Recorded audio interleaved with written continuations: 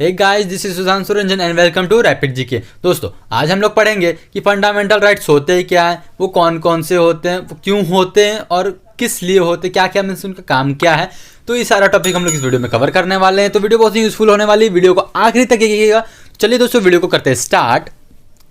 तो पहले जानते हैं फंडामेंटल राइट्स होते क्या हैं। तो fundamental rights are claims of social life and they help individuals to develop their personality.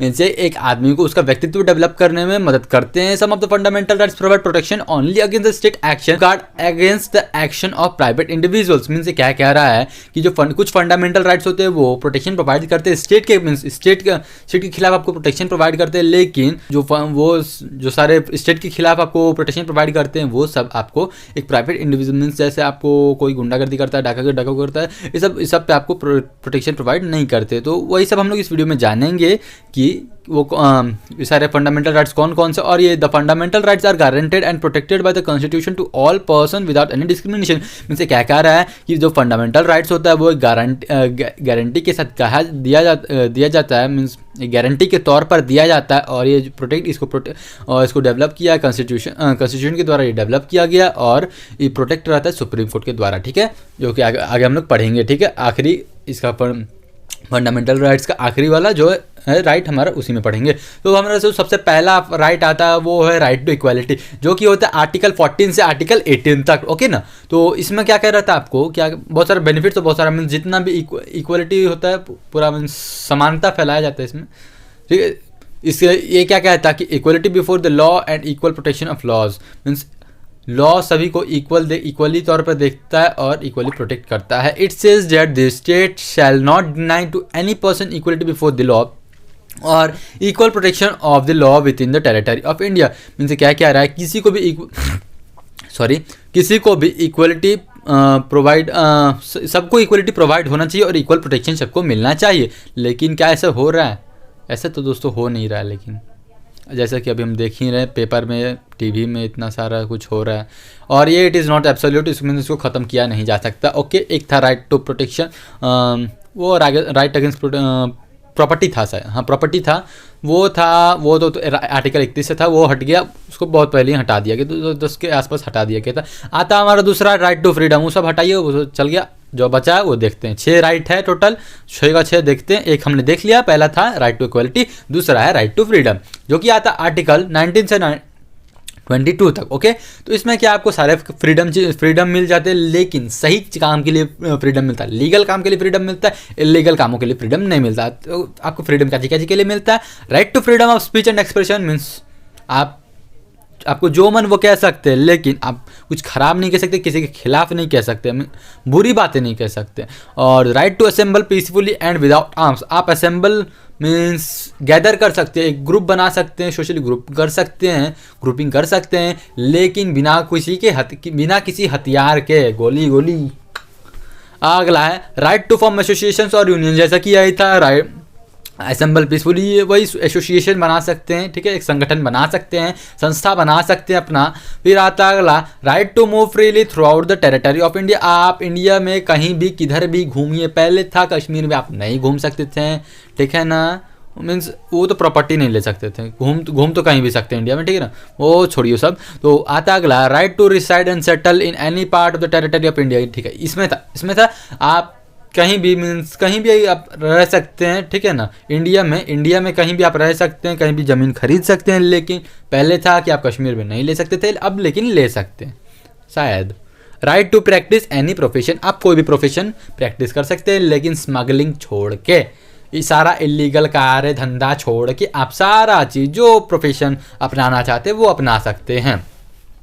अगला आता राइट अगेंस्ट एक्सप्लॉयटेशन, जो कि आर्टिकल 23 से आर्टिकल 24 तक। वो क्या बोलता है? Provision of traffic in human beings and force labour, means trafficking क्या होता है? एक किसी बच्चे को पकड़ा, ह्यूमन बींग्स में यहाँ पे बच्चा है, ठीक है ना, किसी बच्चे को पकड़ा और उसे भीख मांगने का धंधा पे लगा दिया, ठीक है ना, तो वही होता है फोर्स लेबर और ह्यूमन ट्रैफिकिंग पे। बच्चों का ट्रैफिकिंग किया जाता है, उन्हें किडनैप किया जाता है और फिर धंधे पर मीन्स भीख मांगने के लिए लगा दिया जाता है, जो कि बहुत ही बुरी बात है, ऐसा नहीं करना चाहिए। ये क्रिमिनल एक्टिविटीज़ के अंदर आता ही है। तो provides the employment of children below the age of 14 in any factory, mine और हेजार्डियस एक्टिविटीज़। ये जो है राइटिंग इज एक्सप्लॉयटेशन, ये कहता है कि 14 साल से कम के बच्चों को एम्प्लॉयमेंट प्रोवाइड नहीं करना चाहिए। कहाँ? किसी हेजार्डियस जगह पे, जैसे कि किसी फैक्ट्री में, किसी माइन में, या फिर किसी हेजार्डियस जगह पे, कहीं भी जो खतरनाक जगह है वहाँ भी बच्चों को ये प्रोवाइड नहीं करना चाहिए एम्प्लॉयमेंट। और ठीक है, लेकिन ये भी कहता है कि ये तो मैंने इसने कहा कि हेजार्डियस जगह पे एम्प्लॉयमेंट प्रोवाइड नहीं करना चाहिए, लेकिन जहाँ हेजार्डियस नहीं है, जहाँ खतरा नहीं है, वहाँ एम्प्लॉयमेंट प्रोवाइड कर सकते हैं। ठीक है ना। अगला है right to freedom of religion. साफ साफ नाम से ही पता चल रहा है right to freedom of religion कि रिलीजन में फ्रीडम। ठीक है, freedom to follow any religion. आप इस राइट के हिसाब से आप किसी भी रिलीजन को फॉलो कर सकते हैं। It says that all person are equally entitled to freedom of conscience and right to freely propagate और फॉलो एनी रिलीजन। आप कोई सा भी रिलीजन फॉलो कर सकते हैं, आप पे कोई पाबंदी नहीं है। Right to manage its own affair in matter of religion. ये क्या जो जितना भी मैटर होगा एक रिलीजन के अंदर, वो आप खुद सॉल्व करेगा, कोर्ट सॉल्व नहीं करेगा, उसमें कोर्ट कुछ नहीं करेगा, आपको वो खुद सॉल्व करना है। ठीक है ना, बस यही है। और भी था, बहुत सारा है, नेट पे खोज सकते हैं। इंपॉर्टेंट मैंने यहाँ पे डाल दिया। अगला है कल्चरल एंड एजुकेशनल राइट्स। ये भी थोड़ा इंपॉर्टेंट है, वैसे तो सारा इंपॉर्टेंट है, जो कि ये आर्टिकल 29 से आर्टिकल 30 तक ये क्या कहता है? Protection of interest of minorities. Protection of interest of minorities, जो माइनर पीपल होते हैं, मीन्स जिनका माइनर रिलीजन होता है, माइनर पीपल होते हैं, उनको प्रोटेक्शन प्रोवाइड करता है। ठीक है ना, उनका इंटरेस्ट, उनके बेनिफिट्स का प्रोटेक्शन प्रोवाइड करता है। लेकिन मेरे ख्याल से ऐसा नहीं हो रहा है। नो सिटीजन, धीरे धीरे होगा, डेवलप होगा तो ज़रूर होगा। No citizen shall be denied, shall SELL हो गया, SHELL होता, shall be denied admission to any educational institution maintained by the state. ये क्या कहता है कि किसी भी बच्चे को किसी सरकारी स्कूल में एजुकेशन एडमिशन लेने से डिनाई नहीं करना चाहिए। ठीक है ना।